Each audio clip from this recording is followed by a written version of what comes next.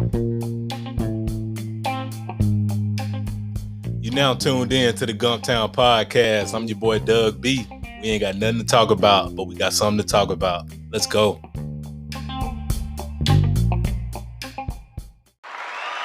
Good people. Welcome back to the Gumptown Podcast, episode 69. I'm your boy Doug B. If you tuned in to this podcast, thank you for your time and your attention. I really appreciate you giving this podcast a shot. Today's guest, she is the founder and owner of Party on Purpose. I'm looking forward to this conversation, and I'm sure you all will be inspired by her story. Let's chop it up with Jasmine Allen. Jasmine, how's it going? I'm well. How are you? Glad to hear that. All is well on my end, too. First things first, thank you for taking time out of your schedule to chop it up with me a few minutes. I really appreciate it. Yes, thank you. It's my pleasure to be here. Thanks for setting this up for me. Yes, ma'am. Of course, we're here to talk about Party on Purpose. But before we go there, let's get to know the woman behind the brand. What's your story? So I am Jasmine. I am originally from South Carolina. I went to the Great Bethune-Cookman University down in Daytona Beach, where I did Air Force ROTC. And that led me to commissioning as an officer in the Air Force. And I did a stint over in Warner Robins. My husband is also a BCU grad, and so he was stationed here at Maxwell. Once we got married, I was able to move here to Montgomery and was just on active duty in the Air Force, worked over at Gunner, and was also an ROTC instructor over at Alabama State University. And I decided at that point that I wanted to leave the Air Force. We have 3 children, and so just wanted to be able to focus on them. And so I started the business back in 2019 and got out the Air Force in 2020 and just have kind of been figuring things out, but having a lot of fun in the process.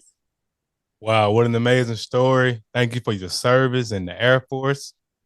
Thank you. So what would you say the most interesting place you've been stationed at during your time of service? So I was stateside the entire time. Again, only 2 assignments. I was in Warner Robins, again, Gunter, and then Alabama State. I would have to say Alabama State was definitely my most fun yet challenging assignment. Working with young people in college and trying to mold them into quality Air Force officers was definitely a challenge at times, but it was also very rewarding to kind of just see that growth from their freshman year up into their senior year and commissioning and going on to lead airmen in the Air Force. And so that's probably no doubt, my most fun assignment that I've had. It probably gave me some gray hairs, but I really enjoyed the work that I was able to do there. Absolutely. Sounds good. So overall, would you say you had a pretty good military experience? Oh, absolutely. Yeah, absolutely. It was good. I met wonderful people from a little bit of everywhere, doing a lot of different types of things. And so some of my closest relationships in my adult life came from the Air Force in my time. And so actually looking forward to seeing some of my Air Force friends this weekend. So yeah, I really enjoyed it. Awesome. That's good stuff. So coming from South Carolina, coming to Montgomery, if there are any cultural differences, what are some of those differences you notice coming to Montgomery? So I would have to say, I think both places are very rich in history. I'm from a small town in South Carolina called Cross. And so we're not too far from Charleston, and Charleston has a lot of rich history, especially as it relates to slavery and things like that. And then coming here to Montgomery, of course, all the civil rights history, it just is, for me, really impactful and really inspiring to know that people here have really done work to push the culture forward, right, and to push our country forward. And so, both places are different, but I think overall, just in the South, what I've seen is that people are just really friendly, really nice, very supportive. And so I think Montgomery is no different than South Carolina in that way. Makes a lot of sense. A good old Southern hospitality. I guess it reigns throughout the South. Absolutely. Yes, ma'am. So you attended Bethune-Cookman. What was the HBCU experience like for you? Oh, it was amazing. It was definitely a wonderful experience. I like to say it was the gateway to my adult life. When I was there, met a lot of wonderful people, had a lot of support from my instructors there. And my Air Force career essentially started there at Bethune-Cookman. I met my husband at Bethune-Cookman. We got married at Bethune-Cookman. And so BCU is all through my blood. And so I just enjoy it. I'm always an advocate for people to attend HBCUs. That's why I wanted to take the job over at Alabama State as an ROTC instructor, just because I wanted to be able to kind of pour into that fabric of HBCUs and what it represents for us. And so, yeah, it was everything that I didn't know I needed at the time, but it's really completely shaped my adult life. Yes, ma'am. Nothing like the HBCU experience. And pretty much hearing you say all that, I sum it up to one word: HBCU experience is family. Absolutely, through and through. Yeah, it's just people that you meet from all over, not just from the South, but all over, and you just become friends Hmm. for life. And the HBCU experience, I'm the same way. I advise everybody to attend, well, everybody who looks like you and I, especially to attend the HBCU, because the rich history and the experience is nothing like it. Maybe I'm biased, but you know. Well, I'm right there with you, so we'll be biased together. Right. Absolutely. Absolutely. Nah, that's good stuff. So Party on Purpose, that name is very intriguing. What inspired that name? Um, so my husband actually kind of helped me come up with the name. I was feeling a tug. So I went to school, my undergrad degree is in hospitality management. And so I love all things hospitality. I am a restaurant snob. I enjoy hotels. I love anything that deals with the hospitality industry. And so in the Air Force, I wasn't necessarily able to do those type of things. And so as I became a mom, I was just always planning my kids' birthday parties, or even when I didn't have children, I would always just say, "Hey, come over to my house. I'll cook for you. I'll set this up," you know. And so it was just kind of what was pulling and tugging at me, and so I really felt like it was purpose driven.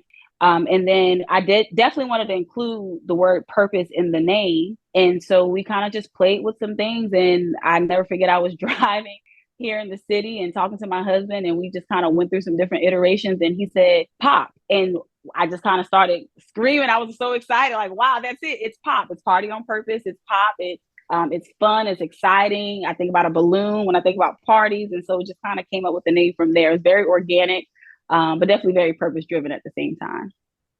Most definitely organic. Now that's dope. And like I said, the name definitely caught my eye. And shout out to your husband for coming up with the name. Great job. Yeah, thank you. Yes, ma'am. So products and services wise, I know you're in the event planning space, but in terms of the type of events you've done, can you run off just a couple of those type of events that you've done? Yeah, so Party on Purpose, I like to say we are a full service event planning company. We've done baby showers. I actually was able to do my first wedding in September, so I was really excited about that and just kind of stepping into that space.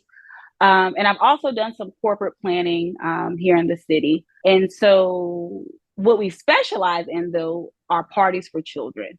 And when I was growing up, my mom would always bake a cake for us and decorate the kitchen table really nice and have friends come over. And I just always enjoyed that level of, I didn't realize that as a kid, but that level of just kind of intimacy of being in your own space where you're comfortable with your people that you know. And so we specialize in children's parties that you can actually host in the comfort of your home. And so for me, that's been really exciting to see, and it actually worked really well with COVID and kind of post COVID with people not necessarily wanting to go out and be in large spaces. And so yeah, that's kind of what we do. Okay, no, that's amazing. That's gonna be my next question because I know you said you started in 2019, which was right before COVID popped off. So in terms of Hmm. during COVID, how did the business were you able to pivot well during the pandemic? Yes, yet again, very organic. So of course, when the pandemic came along, there were no parties, there were no gatherings.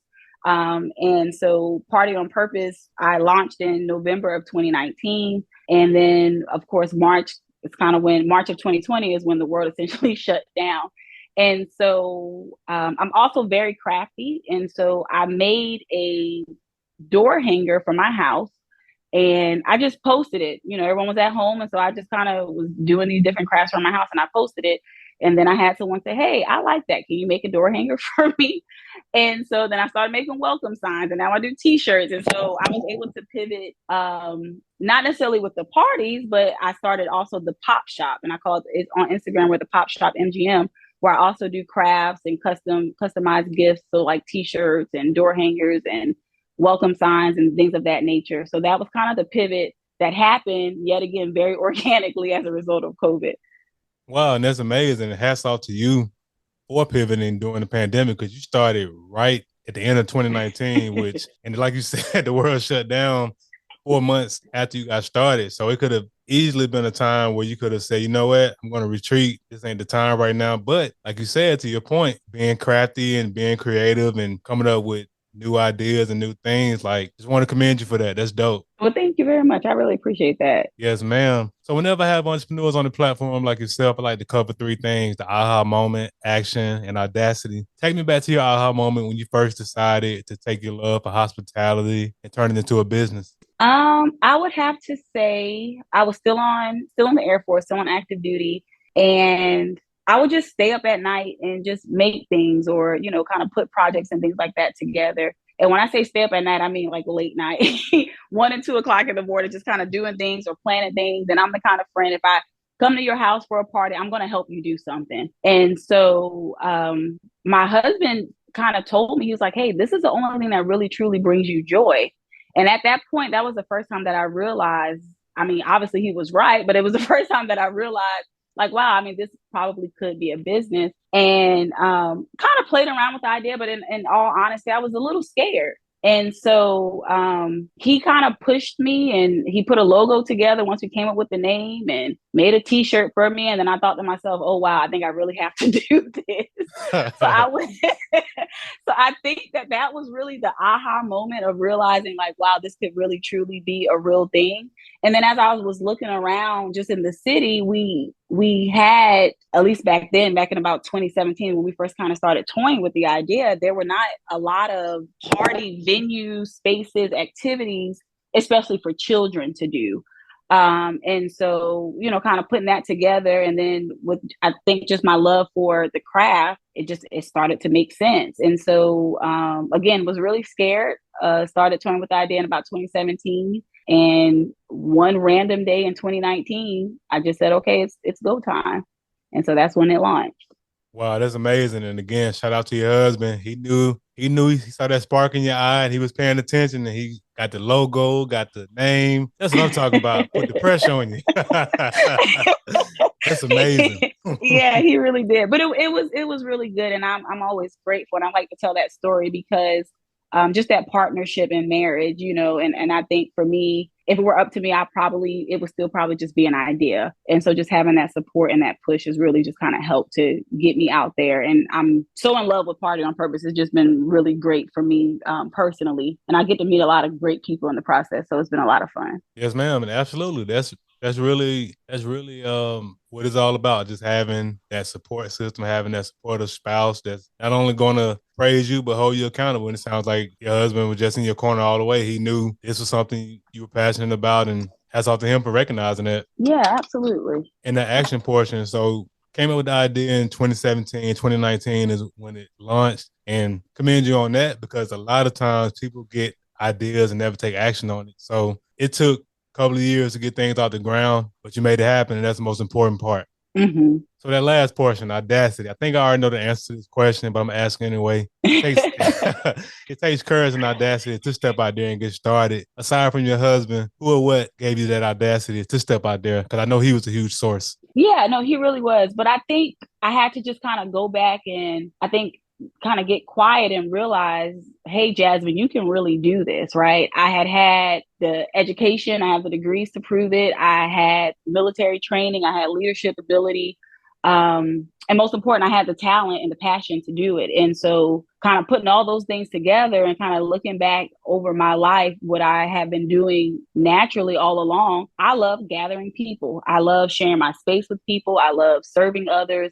And so just kind of going back and taking inventory over my own life and what brings me joy, that was it. To me, that was really the audacity to say, hey, Jasmine, you can really do this. And so, yeah, I think in a nutshell, we just have to be just looking at what I already had, like my God-given talents and what comes naturally and easily to me.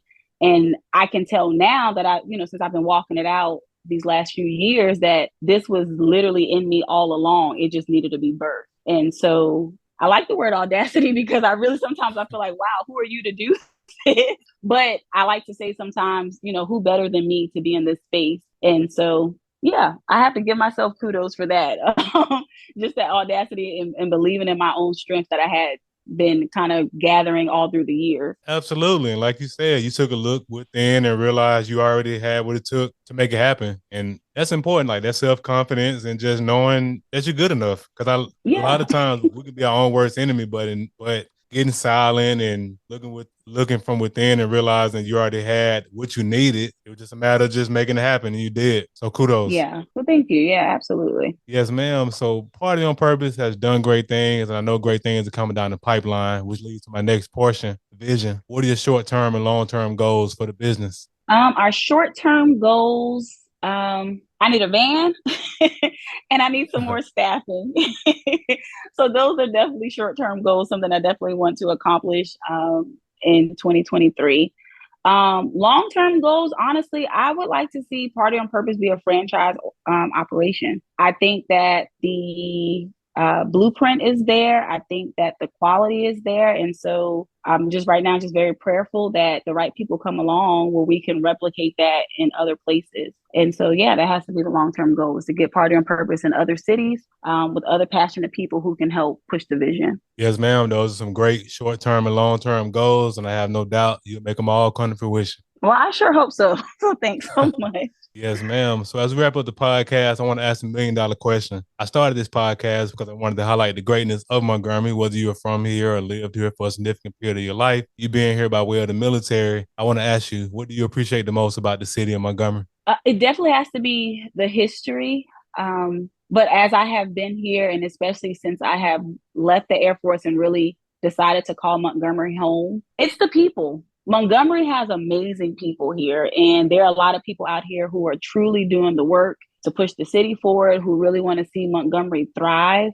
And I'm part of the current Torchbearers class with Leadership Montgomery, and just getting to know some of the young people here in the city. It just gives me a lot of hope that Montgomery is really in good hands, right? And that people really want to see the city grow and thrive. So it has to be the city for me. The people here in the city for me.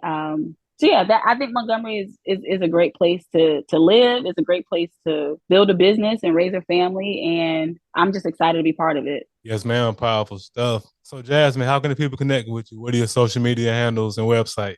So on our website is www.mypopevent.com. We are also on Facebook and Instagram at My Pop Event. Too easy. And of course, I'll put all of this in the description of the episode. Perfect. Hey, Jasmine, thanks again for the conversation. I really appreciate you. Yes, thank you for having me. I appreciate the opportunity. Yes, ma'am. Good people, that concludes another dope episode of the Gumtown Podcast. We gone, but before we leave, remember, be blessed, be safe. Most importantly, have the audacity to be you. Gone.